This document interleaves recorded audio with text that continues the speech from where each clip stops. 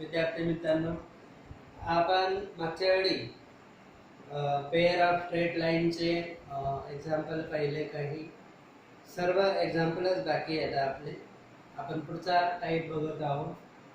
Find the combined equation of lines perpendicular to the lines 1 2 3 4.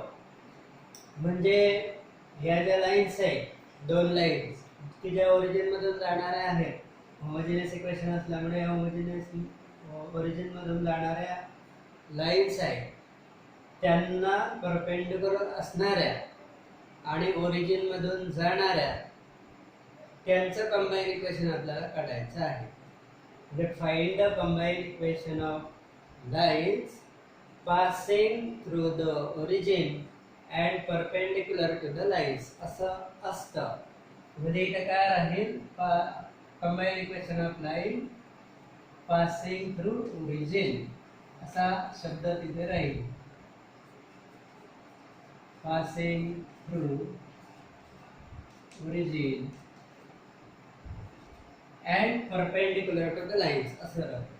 Find the combine किंवा joint equation of pair of lines passing through the origin and perpendicular to the lines. Here 1 2 3 4.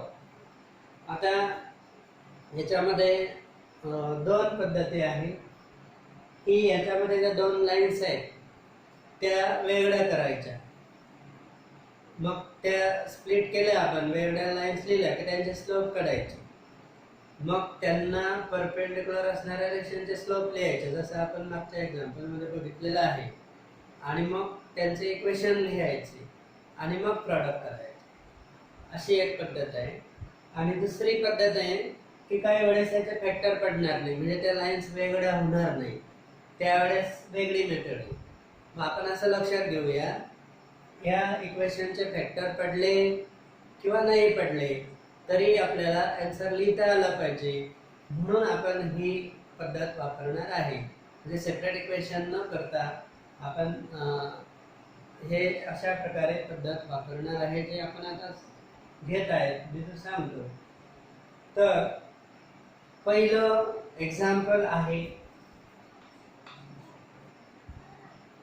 5x² minus 8xy plus 3y² is equal to 0. हे आपण इथे consider केलं. Let it be equation number 1. आता late m1 and m2 be the slope of lines represented by equation 1. Slope of lines represented by equation 1. म्हणजे equation 1 मध्ये ज्या दोन lines आहेत त्यांचे स्लोप समजा m1 आणि m2 आहे. Therefore we have m1 plus m2 असा असतो -2h/b. हे आपण अँगल बिटवीन द लाईन्सच्या अगोदर एक थिअरी पार्ट आहे त्याच्यामध्ये पाहिलेलं आहे की स्लोप जर m1 आणि m2 असतील, ह्या ज्या किमती आहेत तुम्हाला इथून पुढे प्रत्येक एक्झाम्पल मध्ये लागणार आहे. हे पहिल्यांदा आलं आहे पण आपल्या थेअरीमध्ये झालं आहे. आता इथून पुढे प्रत्येक एक्झाम्पल मध्ये हे किती लागणार, तर लक्षात ठेवा m1 plus m2 किती राहतो -2h/b. आता हे इक्वेशन काय राहतं, अशा प्रकारचं राहतं ते ax² 2hxy plus by². तर a ची किंमत किती आहे 5, 2h ची किंमत किती आहे -8 आणि b ची किंमत आहे 3. h पाहिजे तुम्हाला डायरेक्ट त्याचा निम्मे करायचा म्हणजे तो 4 येईल, म्हणजे -4 येईल. पण आपल्याला इथे 2h लागतोय, तर 2h ची किंमत जी असेल ती डायरेक्ट लिहायची. So formula is -2h/b, so that is -2h किती आहे -8 आपण b किती आहे 3, म्हणून ते काय आलं 8/3. m1 m2 फॉर्म्युला असतो a/b. So a is 5 and b is 3. अशा प्रकारे. Now slope of the lines हे महत्त्वाचं आहे. इथून तर ह्या इथपर्यंत हा जो पार्ट आहे तो कॉमन आहे, या सर्व प्रॉब्लेम मध्ये हा पार्ट कॉमन असतो, लक्षात घ्या.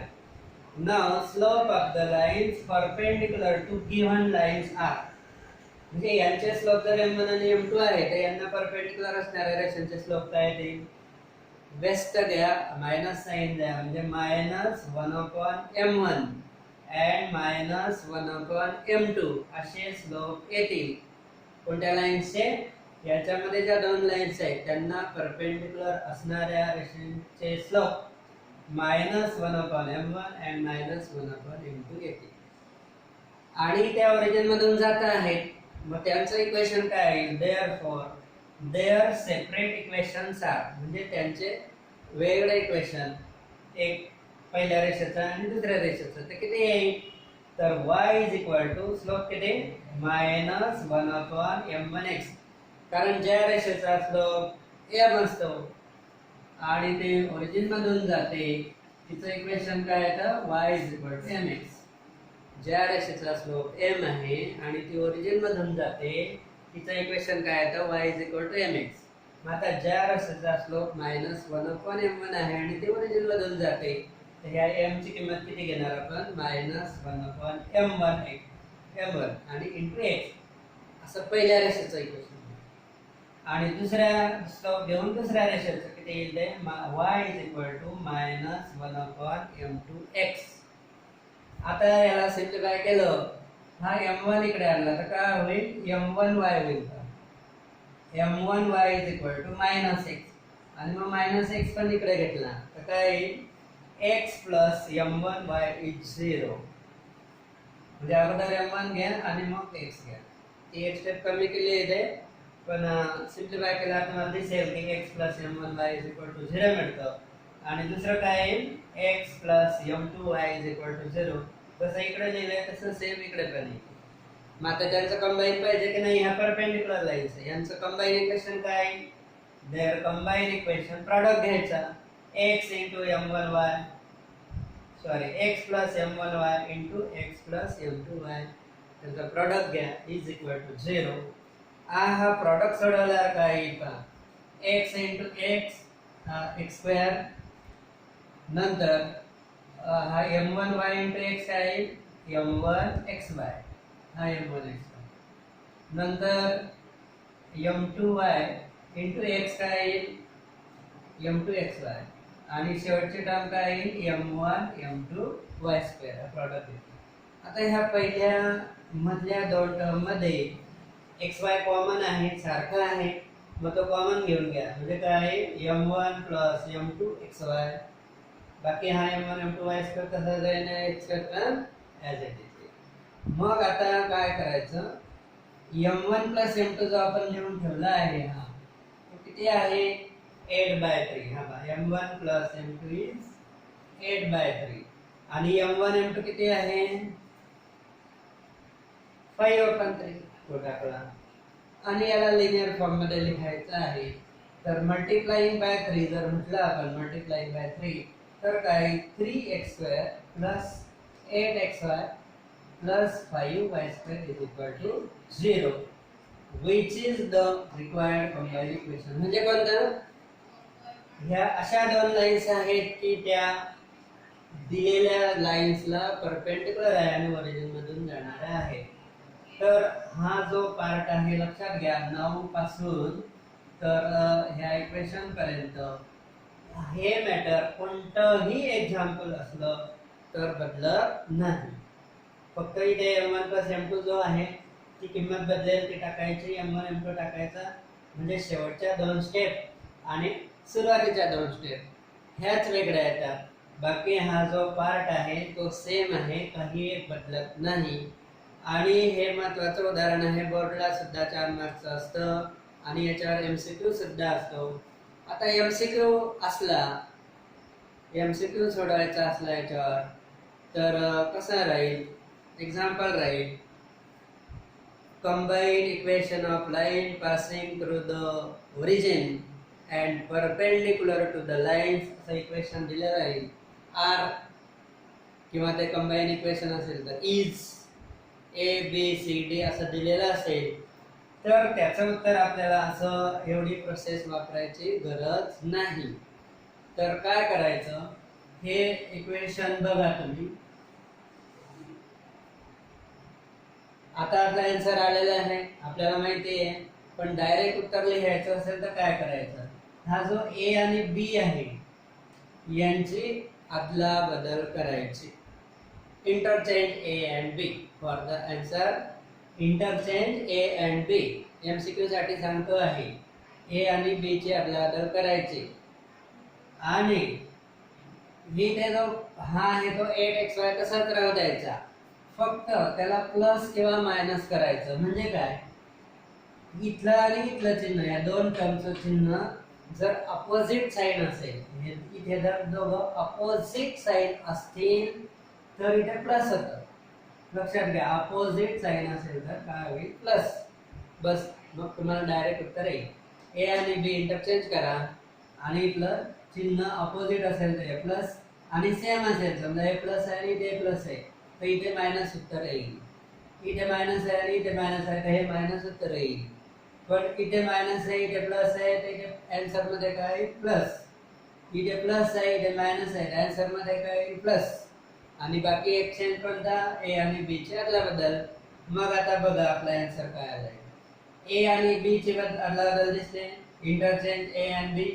हा बी इकडे आला आणि ए जो आहे तो इकडे आला. ए आणि बी ची इंटरचेंज होते. आणि हे जर अपोजिट साइन आहे तर इथे प्लस येतं, हे प्लस आलंय. अगदी सोपी ट्रिक आहे. ए आणि बी ला इंटरचेंज करा, हे विरुद्ध चिन्ह असेल तर प्लस लिहा, सेम चिन्ह असेल तर मायनस लिहा. झालं. म्हणजे एमसीक्यू आपल्याला जास्ती सोडवायची गरज नाही, डायरेक्ट विदिन अ मिनिट, एका मिनिटाच्या या 15 सेकंद मध्ये तुम्ही ते लिहू शकता. 15 सेकंद 10 सेकंद मध्ये सुद्धा याचं उत्तर तुम्ही लिहू शकता. आता याचं उत्तर काय येईल बघा, आपण ते सोडवलं पण नाही, ते दिसतंय का, सोडवलेलं नाही, ते आपण आता सोडवणार आहे. आता हे जनरलच डायरेक्ट इक्वेशन देऊन दिलं, म्हणजे ए एच आणि बी काही पण असो तर आपल्याला उत्तर लिहिता येईल तरी पण. आता याचं उत्तर काय यायला पाहिजे, याचं जे आन्सर आहे ते आपण इथे आता लिहू. ए आणि बी ची अदला बदल म्हणजे काय होईल, बी एक्स स्क्वेअर आणि इकडे काय येईल, ए वाय स्क्वेअर असं होणार आहे, बरोबर. आणि मी काय सांगितलं, हे जे चिन्ह आहे जर सेम असेल तर मधली टर्म मायनस होईल. म्हणजे सोडवल्यानंतर आपल्याला हे आन्सर हे मिळणार आहे. ते आपण सोडवलं नाही अजून, पण आपल्याला हे आन्सर मिळणार आहे. हे आता आपण काढून टाकू, परत सोडवू आणि आपल्याला दिसेल की B X square minus 2hxy plus A Y square असं आन्सर येईल. हे आपल्याला लगेच 2 मिनिटात दिसेल सुद्धा. आन्सर मग त्याचं उत्तर लिहितोय आपण, आन्सर ऑफ 2. कन्सिडर अगेन, हे दुसरं इक्वेशन आहे, ax square plus 2hxy plus by square is equal to 0. याला इक्वेशन नंबर 1 म्हणायचं, जे दिलेलं असेल. म्हणजे हे उदाहरण घेतलं म्हणजे सगळे चालेल ना. a ची किंमत किती घ्या, a ची किंमत किती घ्या, b ची किंमत किती घ्या, प्लस चिन्ह मायनस चिन्ह करत राहा. तेवढे एक्झाम्पल होते, ते आपण वरती पर्टिक्युलर घेतलेच आहे. आता हे डायरेक्ट AHB मध्येच आहे, पुस्तकात दिलेलं नाही, पण आपण ते उदाहरण घेत आहोत. म्हणजे AHB जरी असला तरी तुम्हाला उत्तर लिहिता यायला पाहिजे. आन्सर सेम आहे. Let M1 and M2 be the slope of lines. आधी लिहिलं होतं तेच, slope of lines represented by equation 1. Therefore M1 plus M2 किती मग formula minus 2h upon b. मग आता आपल्याला 2h upon b उलट सोपं आहे. 2h ची किंमत टाकायची नाही, b ची किंमत टाकायची नाही, राहू द्या सेम. अजून सोपं, कारण ते इक्वेशनच तसं आहे की त्याच्यात a एच आणि बी बदललेलाच नाही, मग फॉर्म्युलाज मध्ये सुद्धा बदलणार नाही. मग m1 m2 काय a अपॉन b, तो पण बदलायची गरज नाही. आणि हा सांगितला now slope of the line perpendicular to given lines are -1 upon m1 and -1 upon m2. Therefore their separate equations are y is equal to -1 upon m1x and y is equal to -1 upon m2x. Therefore x plus m1y 0 and x plus m2y 0 same राहील. Their combined equation product घ्यायचा, हा bracket सोडवायचा, इथे x y common घ्यायचा, इथपर्यंत same आहे. हा जो पार्ट आहे म्हणजे थिअरी मध्ये बोर्डाच्या एक्झाम मध्ये सोडवायचा असेल तर हा पार्ट लक्षातच ठेवा, तो बदलत नाही, कोणत्याही एक्झाम्पल बदलत नाही. आणि नंतर मग आता m1 plus m2 किती आहे तो टाका. m1 plus m2 किती येते आता -2h आहे बघा, -2h upon b xy. हा तुमचा काय आहे m1 plus m2 आणि m1 m2 किती आहे a upon b.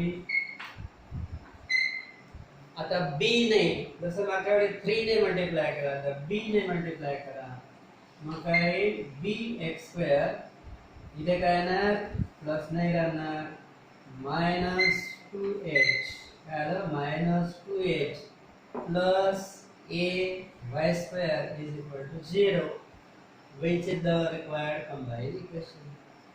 मी सांगितलं तुम्हाला a आणि b ची अदलाबदल होईल, हे सेम साइन असल्यामुळे इथे मायनस आहे, असं मी तुम्हाला आधीच सांगितलेलं आहे. a आणि b ची अदलाबदल हे सेम साइन असेल तर हे मायनस, म्हणजे आता इथे मायनस आणि इथे मायनस आहे तरी इथे मायनसच येईल, पण एक प्लस आहे आणि एक मायनस आहे तर इथे प्लस येईल, हे लक्षात ठेवा. अशा प्रकारे आपण दुसरं एक्झाम्पल सोडवलं. आता तिसरं बघा,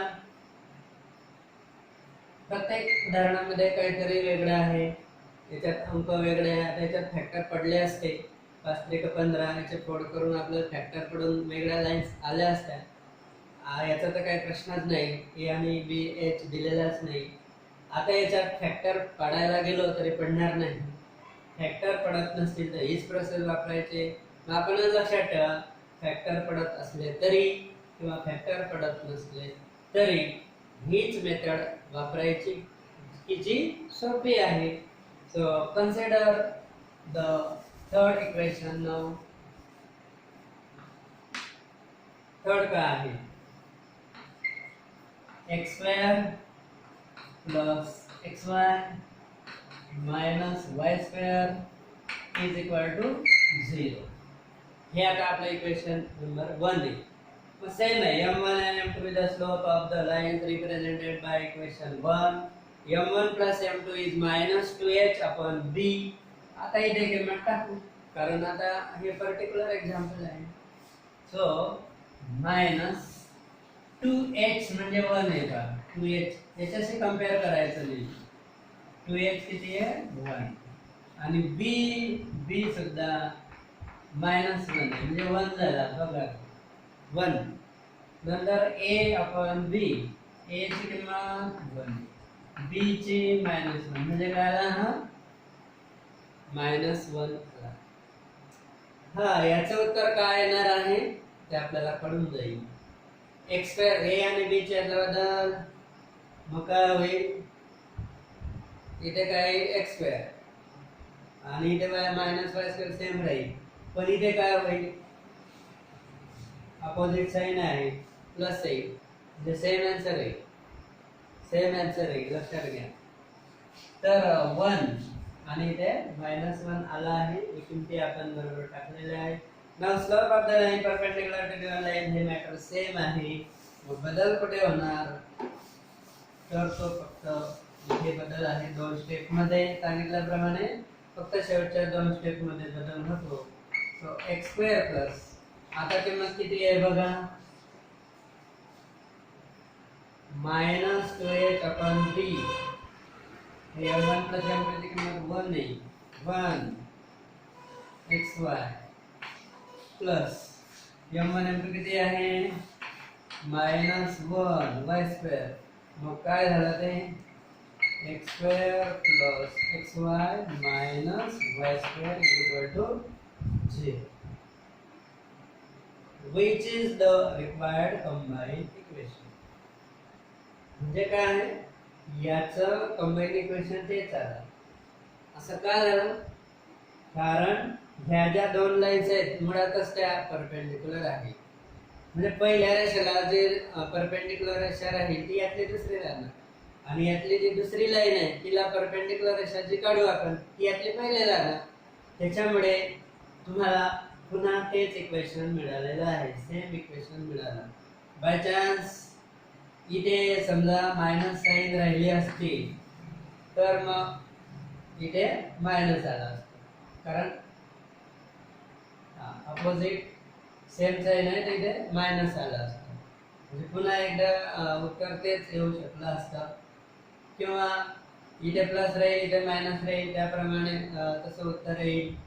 पण आता इथे काय दिलेलं होतं प्लस दिलेलं होतं आणि हे अपोजिट साइन आहे म्हणून सेम आन्सर आपल्याला मिळालेला आहे.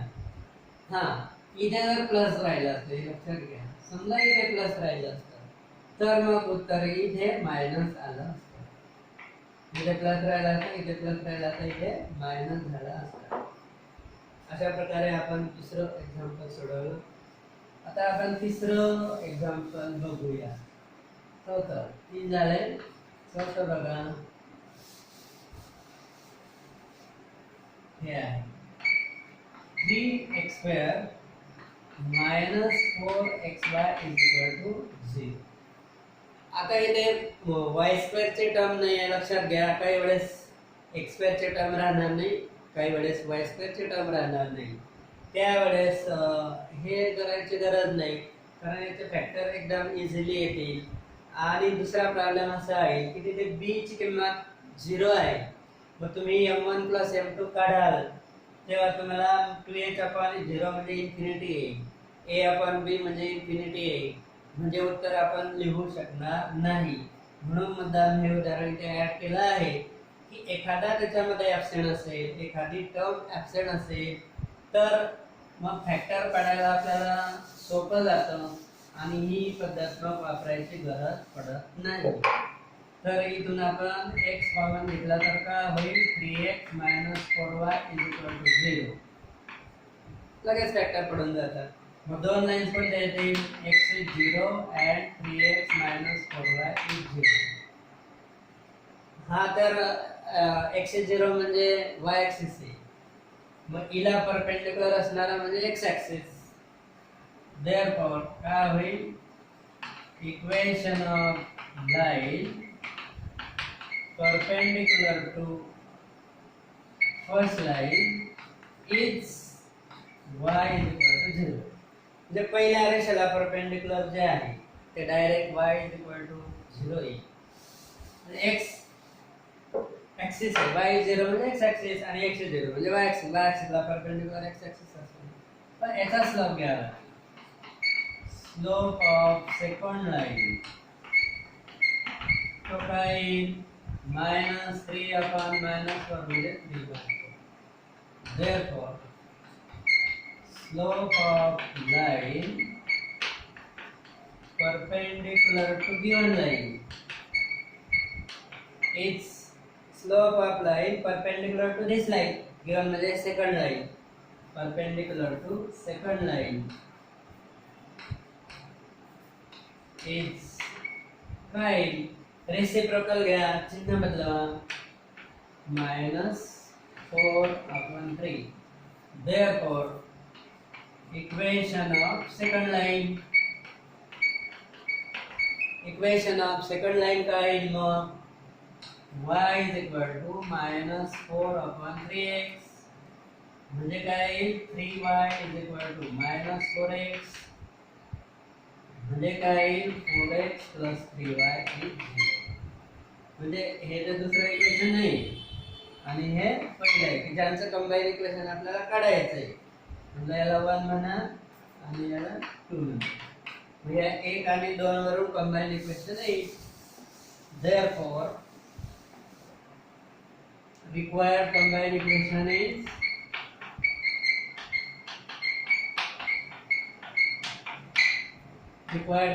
equation is y into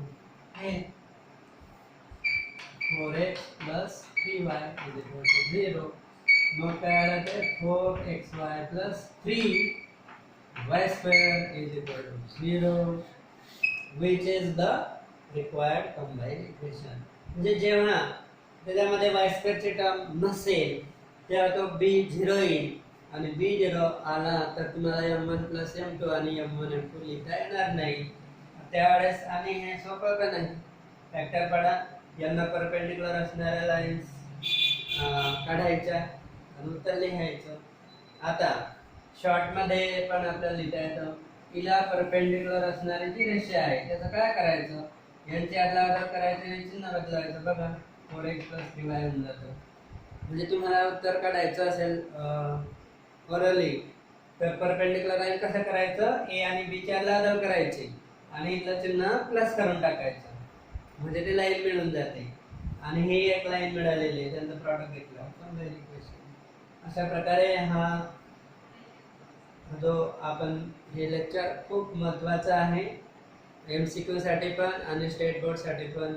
state बोर्डला अशा प्रकारचं एक्झाम्पल अनेक वेळा विचारलं जातं. 4 मार्क्ससाठी एक एक्झाम्पल तुम्ही सोडवून बघा, सगळ्या प्रकारचे एक्झाम्पल तसेच आहे. थँक्यू.